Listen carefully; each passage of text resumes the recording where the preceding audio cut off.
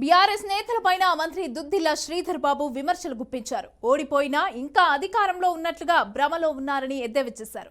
అధికారం పోయిందన్న బాధతో తమ మేనిఫెస్టో పైన విషం చిమ్ముతున్నారని ఆరోపించారు. ఇచ్చిన 6 గ్యారెంటీలను ఎట్టి పరిస్థితుల్లోనైనా అమలు చేసి తీరుతామని తెలిపారు. ఇక 6 లక్షల కోట్ల అప్పులు చేసి తెలంగాణను అప్పుల రాష్ట్రంగా మార్చారని మరో మంత్రి సీతక్క విమర్శించారు. కాంగ్రెస్ పార్టీ హామీలపైన ఒక పుస్తకాన్ని రూపంలో తీయడానికి ప్రయత్నం చేశారు.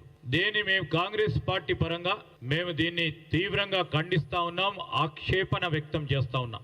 2014 నుంచి 2023 వరకు దాదాపు 3500 రోజులు ఈ రాష్ట్రాన్ని టీఆర్ఎస్ పార్టీ ప్రభుత్వం వారి నాయకులు పాలించడం జరిగింది. కాంగ్రెస్ పార్టీ ప్రభుత్వం వచ్చి 35 రోజులు 3500 రోజులు పాలించిన టీఆర్ఎస్ పార్టీ నాయకత్వం వేరే ఇతర పార్టీలు 35 రోజులు పాలిస్తే కూడా చూస్తూ ఓర్పుతో సహనంతో ఉండకుండా ఓర్వలేక నియంత్రిత ధ్వనితో ఈ విధమైన కుతంత్ర పుస్తక రూపంలో మా మేనిఫెస్టోలో పట్ల కక్ష సాధింపు చేయాలని విషపూరితమైన ప్రచారం చేయడానికి ప్రయత్నం చేస్తూ ఉన్నారు టీఆర్ఎస్ పార్టీ వారు.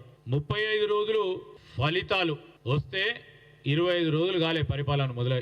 మేము అడుగుతా ఉన్నాం, ఎందుకయ్యా ఈ గొగ్గోలు, ఎందుకు ఈ తొందరపాటు? ప్రజలకు ఇచ్చిన వాగ్దానాలు, ప్రజలకు ఇచ్చిన గ్యారంటీలో, ప్రజలు కోరుతా ఉన్న మార్పులో మేము ఒకటి తర్వాత ఒకటి ప్రజలకు ఇచ్చిన వాగ్దానాలు జరుగుతూ ఉంది. కాంగ్రెస్ పార్టీ హామీ గడీల పాలన కాదు, గల్లీ బిడ్డల పాలన కావాలని, గల్లీ బిడ్డలకు అందుబాటులో ఉండే పాలన కావాలని కాంగ్రెస్ పార్టీ ప్రజాపాలన ఏర్పాటు చేస్తే తట్టుకోలేక, ప్రజల నుంచి వచ్చేటువంటి స్పందన చూసి ఓర్వలేక ఇలాంటి దుష్ప్రచారాలకు ఒడిగట్టడం కరెక్ట్ కాదు.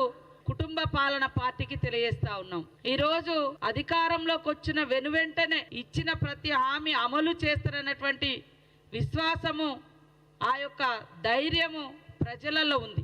కానీ ధైర్యం కోల్పోయింది ఎవరు అంటే ఈ బీఆర్ఎస్ పార్టీ వాళ్ళు. అధికారం లేకుండా బతకలేనటువంటి పరిస్థితి ఉంది.